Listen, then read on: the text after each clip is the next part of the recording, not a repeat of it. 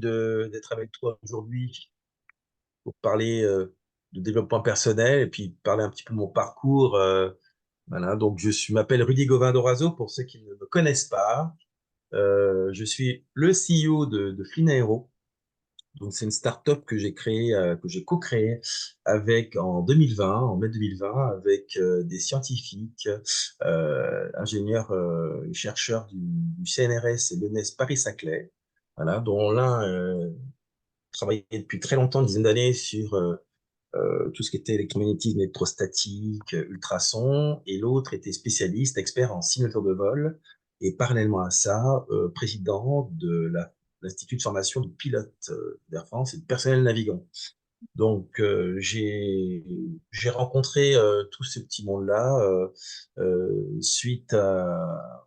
J'étais membre d'un business angel sur Paris et Serge Gorlawen, qui est un des fondateurs de la startup et aussi de la méthode qu'on exploite, cherchait des gens un peu comme moi qui avaient un parcours peut-être un peu éclectique, mais qui s'intéressaient aux technologies.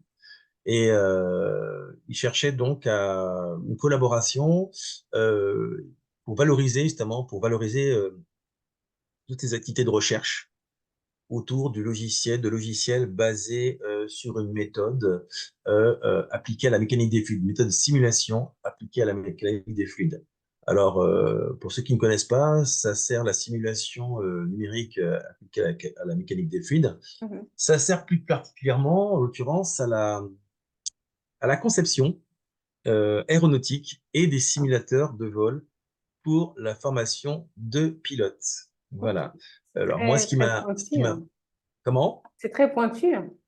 C'est une, oui, alors c'est assez pointu, c'est pas forcément quelque chose qui est à la portée, si on ne vulgarise pas, à la portée de Monsieur Tout le Monde, mais le bénéfice est pour Monsieur Tout le Monde, puisque nous voulons, grâce à cette méthode, à ces logiciels que nous développons, nous voulons répondre vraiment aux enjeux, aux défis mondiaux, tels que la transition écologique, la crise sanitaire, parce qu'en fait, justement, quand je dis crise sanitaire, nous avons créé cette société pendant la période du Covid, quand c'était pas facile, et il y a beaucoup d'entreprises se sont dit comment justement reprendre le wagon, comment faire en sorte de pallier ces problématiques. Bon, là, bon, c'était pas uniquement, nous n'avons pas fondé cette société pour répondre trouver des solutions à la crise sanitaire, mais ça fait partie, puisque on parle de pollution, on parle d'environnement, on parle de solutions, comment ça s'appelle, de solutions innovantes qui vont permettre à l'industrie, aux différentes industries de se réinventer parce qu'ils ont besoin de nouveaux outils Mhm. et aussi d'atteindre de nouvelles performances, tant en termes de coûts que en bilan énergétique. Voilà. Donc, on s'est dit que on est bien tombé euh, et ça correspond tout à fait à mes valeurs. Voilà, mes valeurs, je dirais, on parle souvent aussi de RSE, donc mes valeurs RSE, puisque nous avons en tant qu'entreprise une responsabilité Euh, socio-économique et mhm. financière, Et voilà, hein, environnemental. et voilà, environnementale. Donc c'est vrai que euh, c'est tombé à point nommé. C'est tombé à point nommé. Voilà un petit peu la start-up voilà, nous avons créée. Alors, moi, dans tout ça, qu'est-ce que j'apporte en fait dans tout ça? Alors, moi, j'ai un parcours, une expertise en informatique parce que pendant 20 ans, j'étais dans la technologie.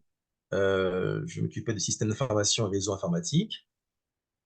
Et donc, j'ai aussi, donc, comme je disais tout à l'heure, j'ai un parcours assez éclectique, hein, parce qu'avant ça, j'étais dans tout ce qui était comment dirais-je, sociale, hein. J'ai fait des études de psychologie, j'ai fait des études de ressources humaines. Donc, toutes ces études m'ont permis aujourd'hui de contribuer me permettre de contribuer à la promotion, euh, à la communication, puis au développement des produits que nous développons. Voilà. Donc, D'accord. j'ai un parcours socio, technique et Et- social. d'accord. Voilà, un long parcours. Je suis pas tout jeune, mais il n'y a pas, voilà, il n'y a pas d'âge pour commencer, il n'y a pas d'âge pour continuer. Voilà, Mhm. je le dis. Aujourd'hui, j'ai 59 ans, c'était mon anniversaire hier, j'ai 59 ans. Voilà, donc j'estime que on peut toujours on peut toujours apprendre et s'améliorer, quel que soit ce point de départ. Il n'y a pas Exactement. d'âge. Voilà, ça Mhm. c'est vraiment quelque chose que je dis souvent. La vie vous offre plein d'opportunités, il faut savoir les saisir, ouvrir ses chakras, voilà. Et c'est ce que j'ai fait.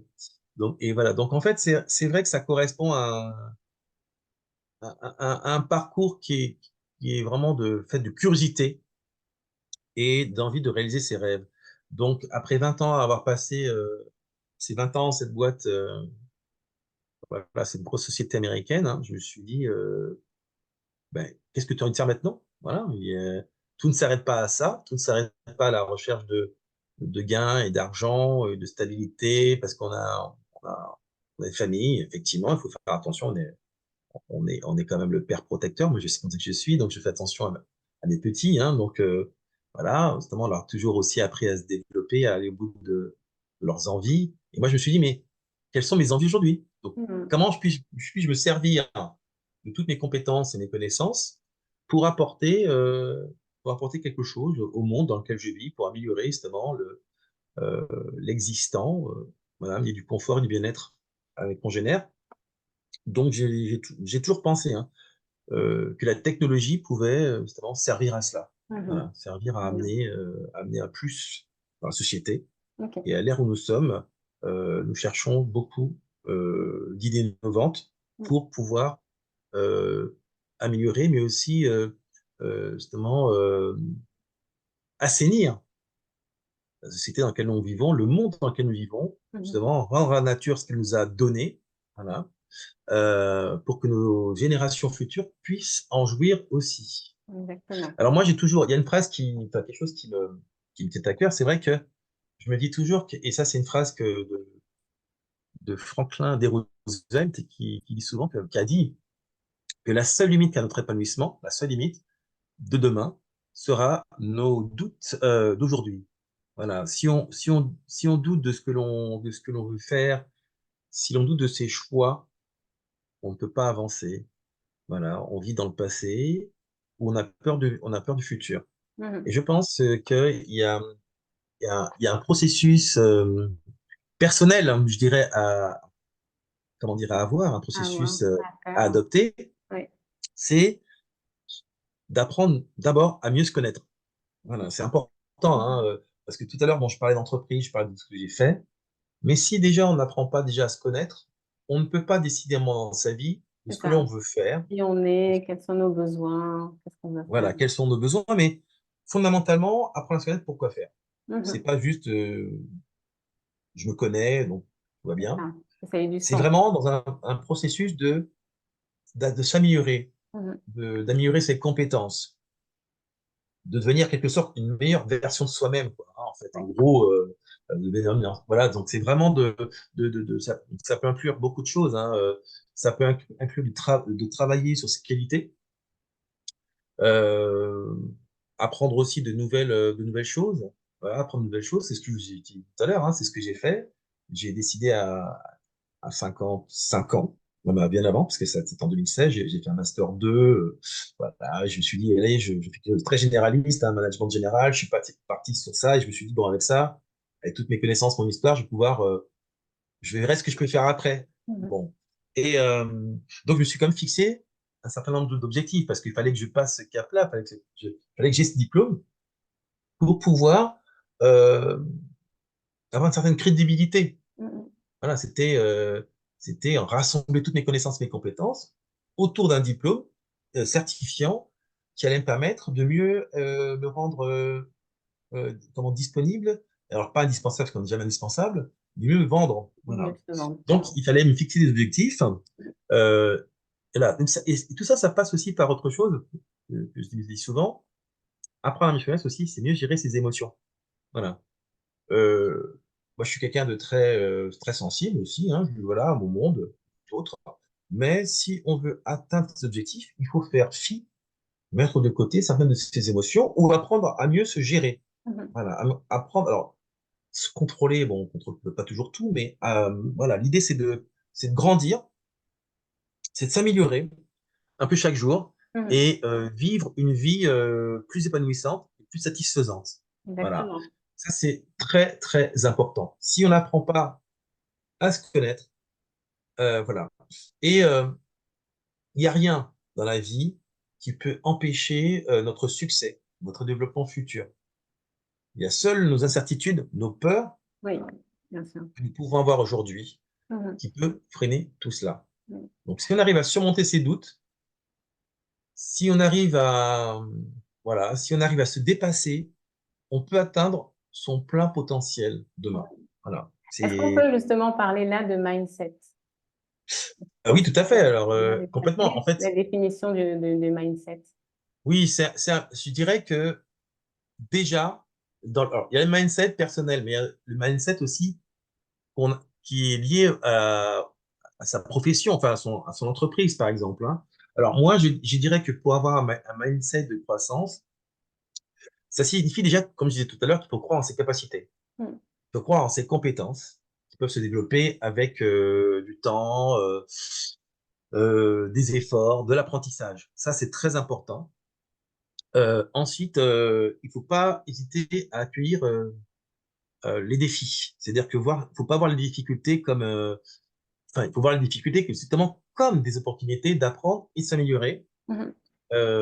et toujours persévérer face aux obstacles, c'est-à-dire ne pas abandonner facilement, chercher toujours des solutions créatives.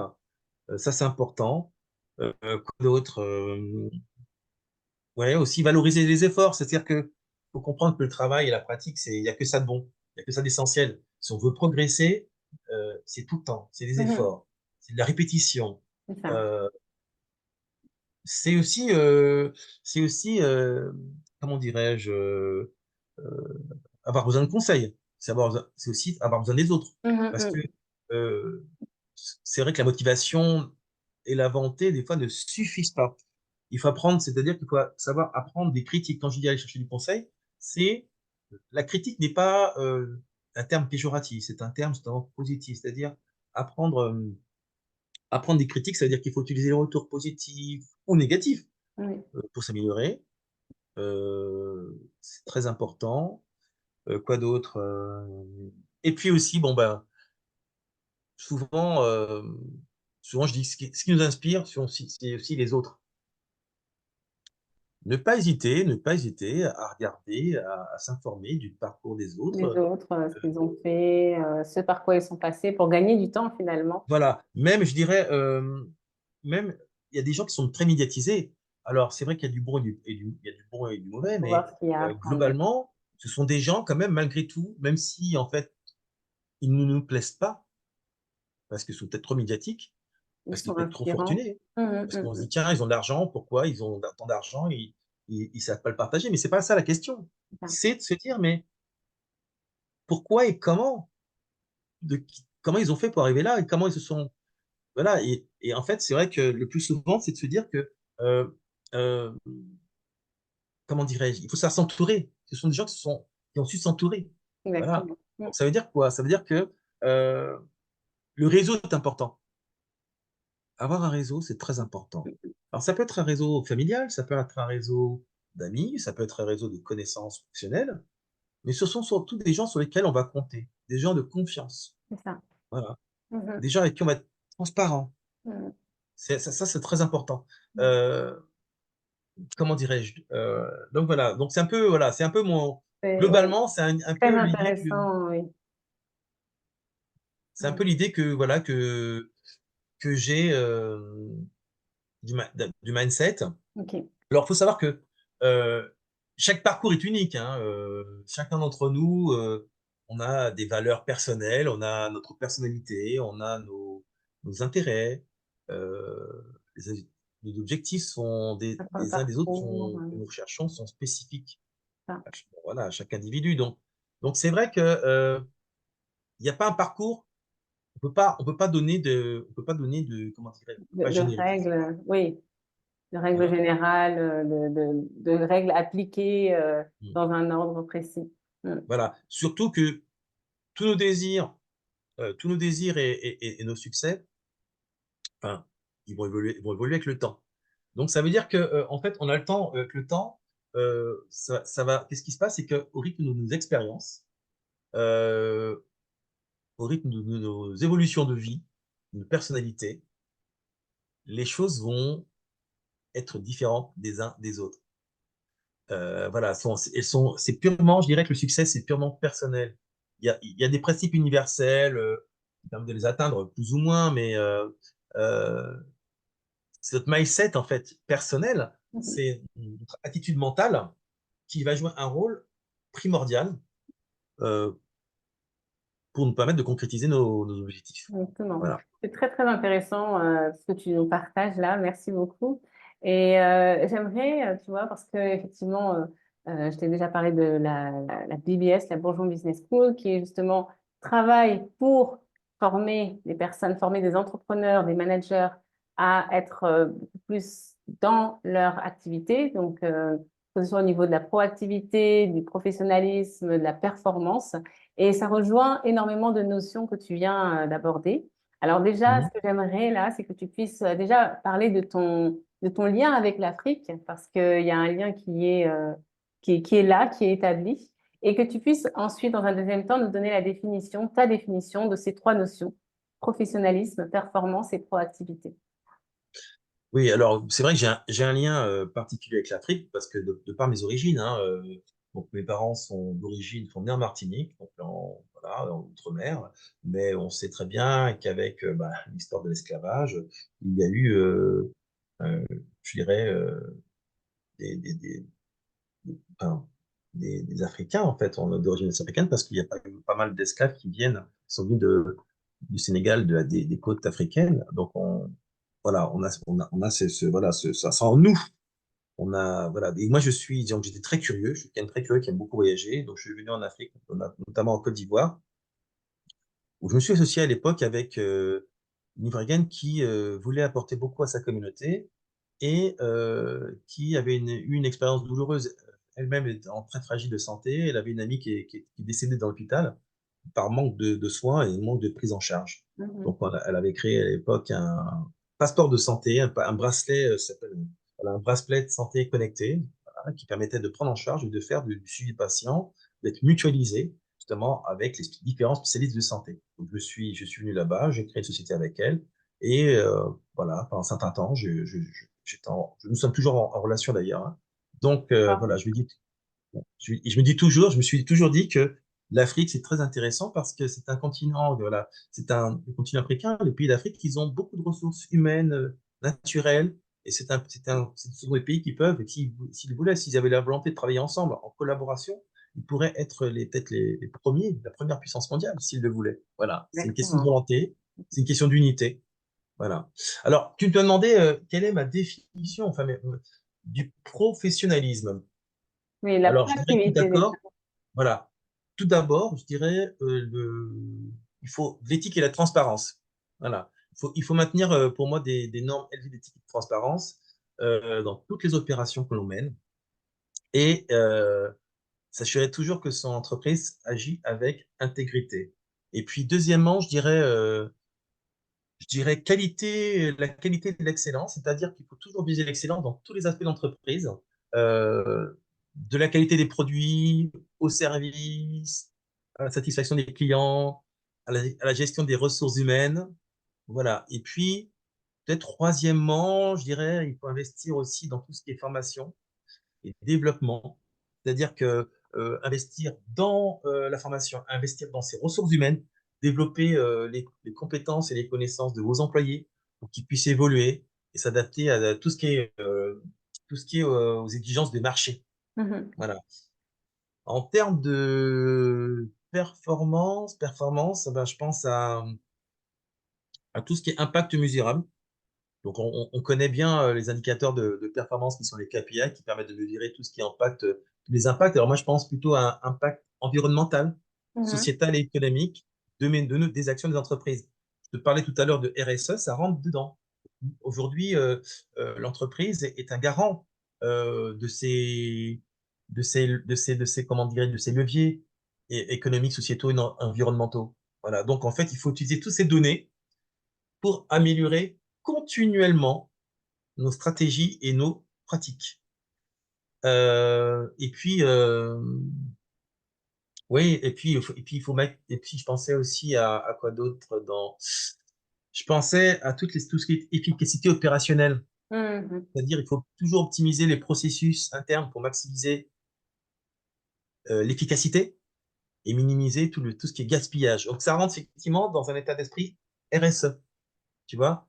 Et c'est pour ça que je pense que l'usage intelligent de la technologie joue un rôle crucial dans cette optimisation. Mhm. C'est ça. On parle Bien. beaucoup de RSE, on parle beaucoup aussi de qualité de vie au travail et donc de Oui, prévention des risques psychosociaux qui sont des aspects humains qui viennent au service de la performance, au service de la vie d'une entreprise. Et ce qui est très intéressant dans ce que tu dis aussi, c'est qu'il y a l'aspect responsabilité, parce qu'en réalité, on ne crée pas une entreprise pour rien. Tout à l'heure, tu parlais j'avais noté avoir une idée qui mhm, répond à un besoin mhm. et y mettre sa façon de voir, ses valeurs pour concrétiser un projet. Et un projet qui est voué à être viable dans le temps. Globalement, c'est un peu ça la vie d'une entreprise. Et c'est pour ça que c'est intéressant que les gens puissent comprendre que on ne crée pas une entreprise que pour soi, on la crée parce que ben, on a une valeur à ajouter dans le monde et que cette valeur-là, elle se travaille au quotidien.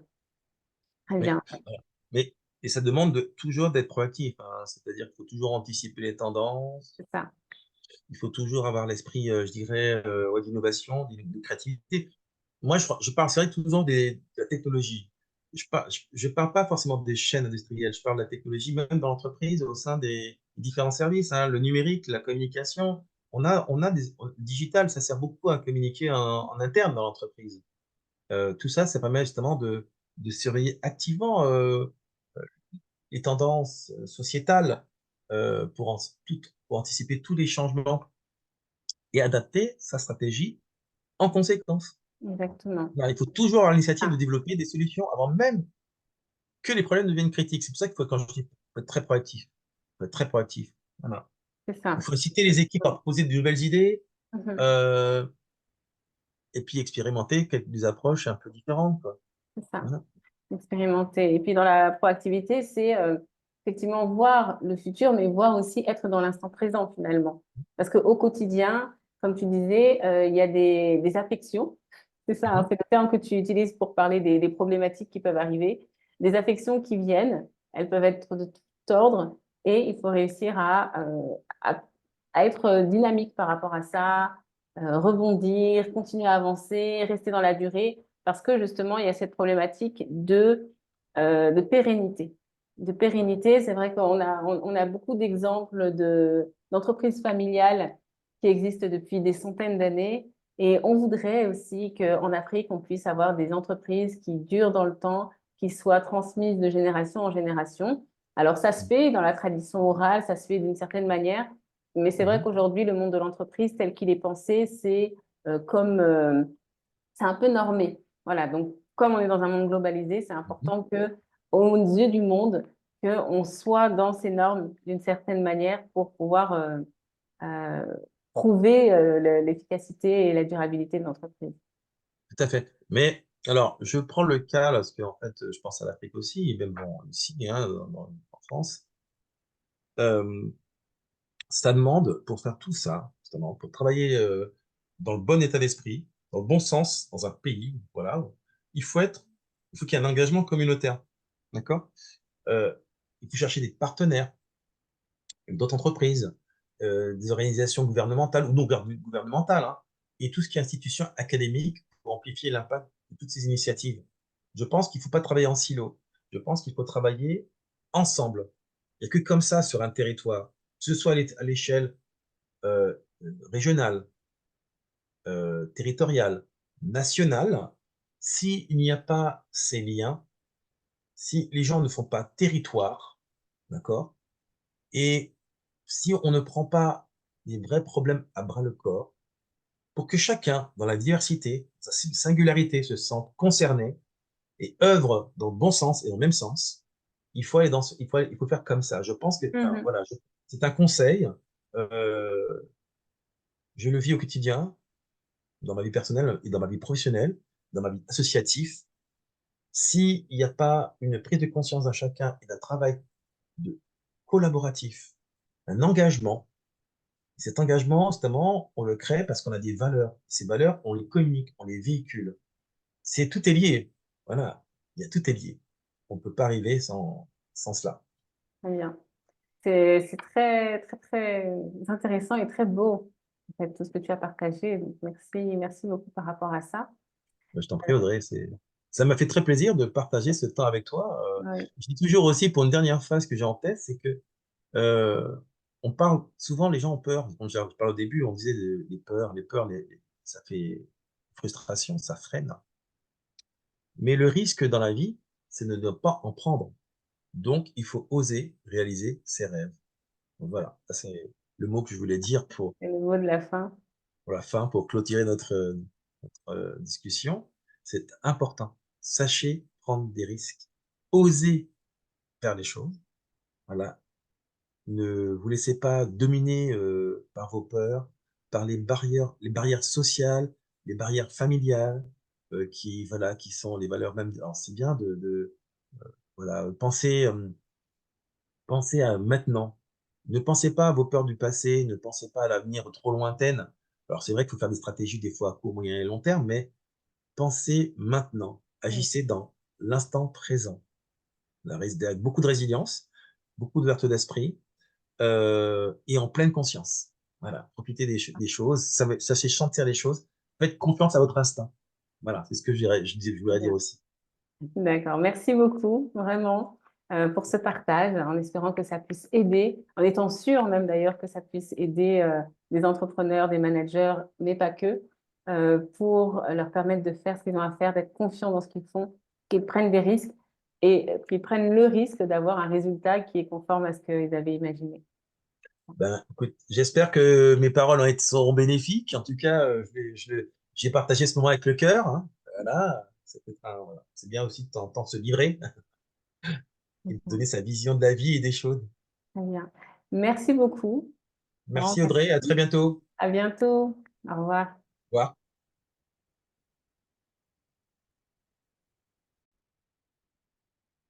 Merci donc à Rudy pour ces partages très intéressants et qui, je sais, seront inspirants pour des personnes qui ont besoin d'avancer, qui se sentent avoir cette âme-là d'entrepreneur, de manager, qui ont envie de faire des choses et qui, parfois, ont besoin d'avoir beaucoup plus d'aide pour y arriver. Voilà, je vous rappelle que la formation Bourgeon Business School vous aide dans ce sens, vous accompagne. Déjà, c'est un réseau auquel que vous allez intégrer et c'est aussi de l'expérience, des partages d'expériences de professionnels qui ont fait leurs preuves sur le terrain et de mentors qui vont pouvoir vous comprendre, vous accompagner de façon personnalisée, main dans la main, vers votre réussite et la pérennité de votre entreprise. Merci à vous et à très bientôt pour un nouvel épisode.